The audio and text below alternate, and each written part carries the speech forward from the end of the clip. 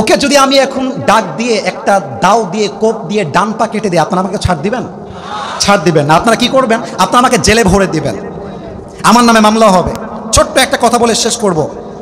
মামলা হওয়ার পরে আমাকে আদালতে ডাকা হলো, আসিফ হুজুর কি ব্যাপার, অস্ত ভালোই করেন, কিন্তু আপনি কেমনে ঠ্যাংটা কাটলেন রে ভাই? তা আমি বললাম আমার রাগ উঠে গেছে, ঠ্যাং কেটে ফেলেছি।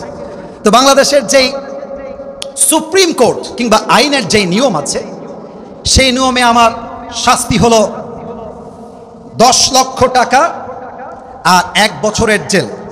বৌড়া ভাইদের বুদ্ধি চেক করতে চাই, বুদ্ধি আসলে আপনাদের কত বেশি, দেখা যাক আপনারা উত্তর করতে পারেন কিনা। আচ্ছা, আলু যে 5 কেজি নিয়েছেন, আলু যে 5 কেজি আছে, মরিচ যে 5 কেজি আছে, এটা বোঝার জন্য কি লাগে? হ্যাঁ, রাইট আনসার, কি পাল্লা।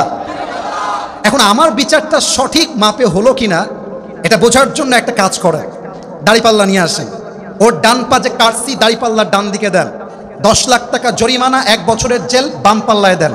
টান মারেন তো উত্তর জোরে করবেন। একদিকে 10 লাখ টাকা 1 বছরের জেল, আর একদিকে ওর পা টাকা। যতই আপনি এই কাটা পা আর 10 লাখ টাকা দিয়ে টান মারেন সমান সমান হবে? আচ্ছা 20 লাখ টাকা দেন, সমান সমান হবে?